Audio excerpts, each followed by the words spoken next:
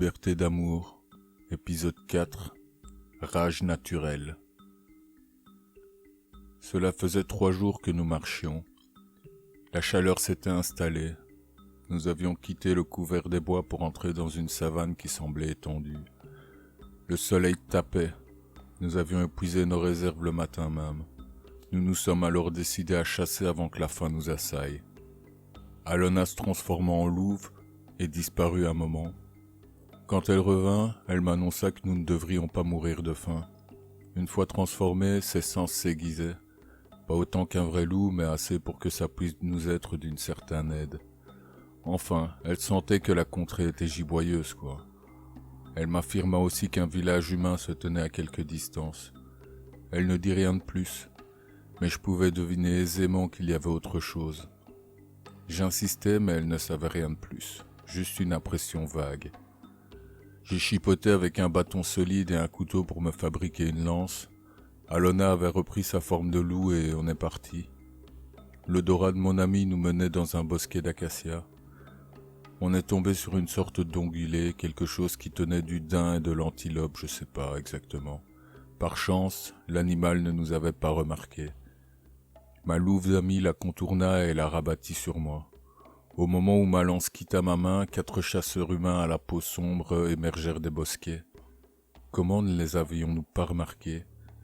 Ma cible changea de direction, mais je l'atteignis quand même. Je jurais en leur demandant ce qu'ils fichaient là. Ils s'exclamaient dans une langue inconnue, ponctuée de clics furieux. Je leur criais que c'était notre chasse et que d'ailleurs on l'avait eue. Pendant ce temps, Alona avait sauté à la gorge de l'animal boitant, lui accordant une mort rapide. Quand les chasseurs se retournèrent, ils levèrent leurs lances vers la louve. Je vis ma compagne de voyage reculer d'un pas ou deux. J'ai attrapé ma hache et j'ai grondé « Je ne ferai pas ça à votre place ». J'ai dû être convaincant parce qu'ils ont baissé leurs armes. J'ai fait de même en soufflant longuement. On devait être sur leur terrain de chasse après tout. Autant de pas se les mettre à dos en plus. Du coup, je leur ai proposé de partager. Il y avait assez pour tous. Mais l'un d'eux prit la parole, dans un racanalien approximatif, et refusa poliment. Ils avaient déjà attrapé 2 bêtes et c'était assez pour ce jour. Sur ce, ils prirent congé, s'en allèrent. La nuit tombait. On a alors monté le camp. Nous avions de quoi manger pour 2 ou 3 jours. Le soir, après s'être restaurée, Alona m'expliqua pourquoi elle n'avait pas repris forme humaine quand les lances se sont levées vers elle. La timidité, la peur, je n'ai pas compris exactement, mais son expérience l'avait poussée à une méfiance extrême. Je me suis rendu compte à quel point elle devait me faire confiance. Elle semblait préoccupée, et je l'ai laissée en paix. Tu aurais pu lui changer les idées. Les doigts de ma belle succube courent sur ma poitrine, un sourire mutin apparaissant sur ses lèvres. Je la serre contre moi, écartant une mèche de cheveux de son visage. Mais avant que je l'embrasse, son index se pose sur ma bouche. « Non, non, non, je veux connaître la suite, mon beau. » La pointe de frustration que je ne peux réprimer la fait glousser doucement. Elle pose un baiser dans mon cou et me souffle de continuer. Il me faut un instant pour reprendre le fil. Le lendemain matin, je me suis réveillé au lever du jour. Je me suis mis en quête d'un point d'eau pour remplir nos gourdes. Après un moment, j'ai découvert un bassin d'eau claire. J'ai rempli nos gourdes, puis je me suis décidé à me rafraîchir. Quand on voyage, on n'en a pas l'occasion tous les jours. Et je n'en ai peut-être pas l'air, mais j'aime être propre. Je me suis donc déshabillé, j'ai piqué une tête. C'était plutôt agréable. Et pas superflu pour tout dire. J'allais sortir de l'eau quand j'ai aperçu un mouvement dans les herbes. Un félin apparut.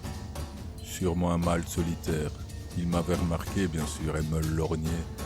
Il ne semblait pas agressif, plutôt prêt à passer à table, si tu vois ce que je veux dire.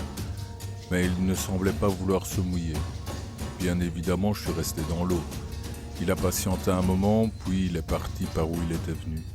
Enfin, j'y ai cru. Quand je suis remonté sur la berge, il m'a sauté dessus toute griffe dehors. J'ai réussi à esquiver l'assaut, mon arme était alors à portée. Je m'en suis emparé, récoltant au passage un bon coup de patte dans le dos. J'en ai pas gardé de marque, heureusement. La preuve qu'il jouait avec moi comme un chaton joue avec un bout de laine. Erreur fatale. J'ai pu lui planter ma hache dans les côtes. Il a rugi, prêt à défendre sa vie, mais il était trop tard. Il ne pouvait plus respirer normalement. La lutte n'a pas duré longtemps. J'étais en train de me rhabiller quand une femme toute en muscles est apparue. Elle avait la peau sombre comme les chasseurs de la veille, mais elle devait faire 2 fois leur taille, et 3 fois la mienne. Elle arborait un air farouche, et 3 cicatrices parallèles qui la dévisageaient salement. Une des griffes lui avait d'ailleurs emporté un œil. Elle était impressionnante. Elle avait suivi le combat car elle me traita d'imprudent chanceux d'abord. Mais elle reconnut que la chance n'avait pas tout fait. Elle s'exprimait dans un racanalien parfait. Elle m'apprit qu'ils appelaient le fait un gloire et qu'elle lui devait son visage mutilé. Elle comptait assouvir sa vengeance, mais je l'avais pris de vitesse. Elle me donna son nom, Lifa, et m'invita dans son village. Elle me dit de venir avec la tête de la bête, puis elle disparut. J'ai donc décapité le cadavre et je suis allé retrouver Alona. Je lui ai raconté ma mésaventure. J'ai bien remarqué que son esprit était toujours ailleurs, mais elle n'a rien dit. On a ramassé nos affaires et elle s'est métamorphosée. J'étais plutôt chargé, mais je n'ai rien dit. Sa préoccupation commençait vraiment à m'intriguer. Mais si elle gardait le silence, c'est que je ne pouvais rien faire. Ça ne servait à rien que je me tracasse. Je pensais pouvoir lui parler plus tard, mais je ne pouvais pas deviner la suite. Nous sommes arrivés dans le village dans l'après-midi. C'était une petite concentration de huttes de terre. Il y avait un grand feu, une ambiance de tambour et de fête nous attendait. On mangeait, on buvait, on riait. Notre arrivée fut ponctuée de cris. Lifa nous attendait sur une sorte de trône fait de bois et de terre séchée, le tout sculpté. Elle se leva pour nous accueillir avec un air digne. Je lui tendis la tête qu'elle présenta à la foule en liesse. Puis, elle la jeta dans le feu. Un chant farouche retentit. Quand ils eurent fini de chanter, l'ambiance se fit beaucoup plus bon enfant. Lifa me tapa dans le dos avec un grand sourire et m'invita à m'asseoir avec elle à même le sol. Dès que je me suis assis, Alona est venue se coucher à côté de moi, la tête sur ma cuisse.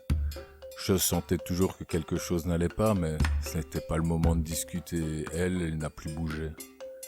Lifa me raconta d'abord que Gloire terrifiait la tribu depuis quelques années. Il avait emporté plusieurs de leurs meilleurs chasseurs. Certains étaient tombés dessus au cours de traques, d'autres avaient voulu le défier. Il avait toujours été le plus fort. C'était le fléau de ces gens. Lifa était partie le défier le matin même.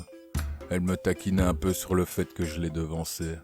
J'ai bien senti que sa fierté de chasseuse en avait pris un coup. Mais elle était tellement soulagée pour son peuple. La tribu allait pouvoir avancer, se défaire de la peur. Elle m'était reconnaissante. D'ailleurs, les autres aussi. J'ai été accueilli chaleureusement. On m'amenait du torboyau aux maisons et à manger encore et encore. Lifa me présentait chaque chasseur qui trinquait avec moi, me racontait des anecdotes de chasse. Et quand elle m'a demandé de raconter mon histoire, un silence religieux s'abattit sur la place. J'ai été honnête, et j'ai tout dit, enfin presque. Leurs expressions se firent impénétrables quand je mentionnais les paladins. Je devais apprendre plus tard que chaque fois que leur peuple les avait rencontrés, ça s'était mal passé, et qu'ils leur vouaient une certaine rancœur. Bref, on a passé une bonne soirée à la bonne franquette. J'ai même ri et dansé. Même sous son apparence de louve, j'ai bien vu l'ébahissement de ma compagne de voyage. Je me tourne vers ma bien-aimée pour poser un index sur ses lèvres avant qu'elle ne parle. Peut-être un jour je concède de mauvaise grâce. Passons. Je sens que ce n'est pas tombé dans l'oreille d'une sourde, et je regrette déjà. La plupart de nos hôtes avaient sombré dans le sommeil, certains là où ils étaient, mais nous discutions encore avec la grande chasseuse quand le soleil s'est levé. Elle s'est étirée, s'est mise debout et m'a proposé d'aller chasser. J'avais envie de dormir, mais je me suis dit que ça évacuerait l'alcool. J'ai été chercher ma lance et ma hache. À mon retour, ma louve et quelques irréductibles étaient prêts. La journée était très instructive. J'ai appris comment repérer des traces d'animaux et les pister. J'ai aussi appris à dissimuler ma présence, à me mettre sous le vent comme il disait. Le temps se couvrait quand on a rejoint le village. Le vent se levait et il y avait de l'électricité dans l'air. L'orage grondait. Même Alona tournait en rond. Là, il était temps qu'on parle, mais ça n'a pas été possible. Quand on est arrivé, l'ambiance avait radicalement changé. Le chaman était rentré au village avec son apprenti qui semblait complètement en transe. Les villageois écoutaient horrifiés cet homme à l'aspect lugubre. Il avait un crâne blanc peint sur le visage. Il secouait un bâton d'os dont sortait un cliquetis macabre. Il haranguait son public. J'avais beau ne pas connaître leur langue, je comprenais que son discours était alarmant. Mais c'est le comportement d'Alona qui m'inquiétait le plus. Elle tournait en rond en poussant des couinements misérables. Un éclair déchira le ciel et l'orage éclata. Juste après, un hurlement inhumain retentit. C'était horrifiant. La terreur s'est emparée de mes hôtes. Même Lifa n'était pas fier. Le chaman s'est lancé dans une danse bizarre, avec un chant ponctué de clics malaisants. Son apprenti est tombé par terre, tremblant et écumant de la bouche. L'hystérie nous guettait. Alona releva et tourna brusquement la tête. Je perçus un bruit de course, et un second hurlement retentit dans la nuit, beaucoup plus proche de nous.